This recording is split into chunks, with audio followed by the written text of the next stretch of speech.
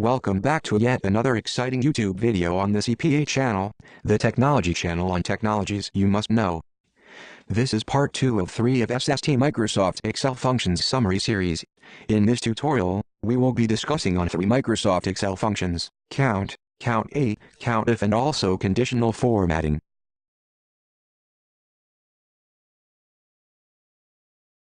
By the end of this tutorial, you will learn how to use the data functions count, COUNTA, COUNTIF and also conditional formatting. Conditional formatting is not a function but is used to highlight the spreadsheet cells when certain values appear in the cells.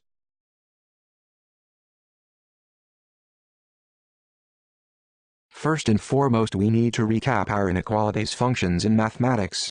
The greater than sign, the greater or equals sign, the smaller sign, the smaller or equal signs.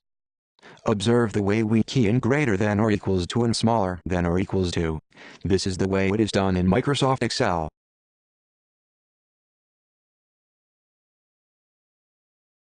We also need to have a prerequisite knowledge of arguments. What are arguments in Microsoft Excel? Arguments are value s that is entered into a function for the function to run or execute. Let's take a look at some examples. 1. The sum function is defined as sum range. Here, range is an argument. 2. The max function is defined as max range. Here, range is an argument in the max function. 3. The today function is defined as today empty brackets. The function today has no arguments. 4. The month function is defined as month date. Date is an argument in the month function. 5. The Countif function is defined as COUNTIF range conditions. The Countif function has range and condition are 2 arguments. Can a function have more than 2 arguments?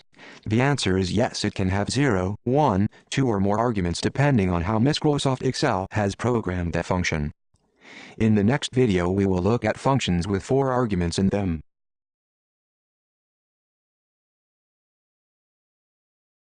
Here we have the summary of 3 count functions. Firstly, the function count. The function count counts numbers only. It requires a range as an argument. Recall, arguments is or the value or values that is entered into a function for it to run or execute. Count range. For example, count A1 to H1. Next, we have the function COUNTA. The function count counts numbers, text and words. It requires a range as an argument. COUNTA range. For example, count A2 to H2. Lastly, we have the function COUNTIF. The function count counts cells that meet specific condition. It requires 2 arguments. The first a range and the second a condition. So it's COUNTIF, open brackets, range, comma, condition close brackets. Let's focus at the last cell in column 3. In example 1, COUNTIF, A2 to H2, open inverted commas, greater than or equals to 20 close inverted commas, close brackets. Example 1 counts the cells that has values that are greater or equal to 20. Next in example 2, COUNTIF, A2 to H2, open inverted commas, OK, close inverted commas, close brackets. Example 1 counts the cells that has values that contain the term OK.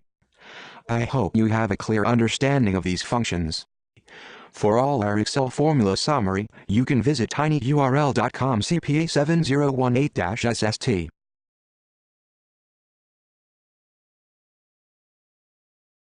We now look at conditional formatting.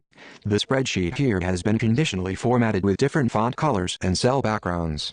This can be done from the home ribbon, Conditional Formatting. Essentially, we can set any conditions to a cell for it to be automatically formatted. For example, in cell C5 to C15, we conditionally format them to turn red when the term female is keyed in or turn blue when the term male is keyed in. In cells D5 to F15, we conditionally format them to turn blue if the term X is keyed in. Another example is in cells I5 to I15, we conditionally format them to turn yellow when the cash top-up is more than 100. The cells for the blood group and percentage top-up have also been conditionally formatted. Conditional formatting makes it easy for us to identify and differentiate cells. For more details on conditional formatting, look out for the video How to Conditionally Format Cells in our CPA channel. What do you think are the formulas used in cells C20 to F20? The formulas count the number of terms in the cells above them. If you answered count A, you are right. The Countif function was used in cells C20 to F20 to calculate the number of terms in the columns above them.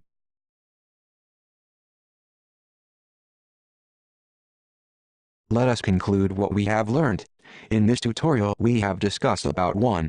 Count function which counts numbers only within a range. It has only one argument. 2. COUNTIF which counts numbers, characters and words within a range. It has only one argument. 3. Countif functions which count cells that meet specific conditions inside a range.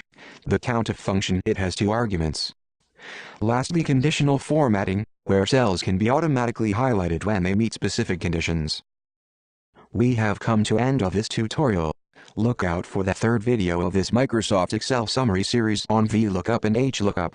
And do not forget to download the spreadsheet summary at tinyurl.com CPA7018-SST. This is Jarvis signing off from the CPA channel.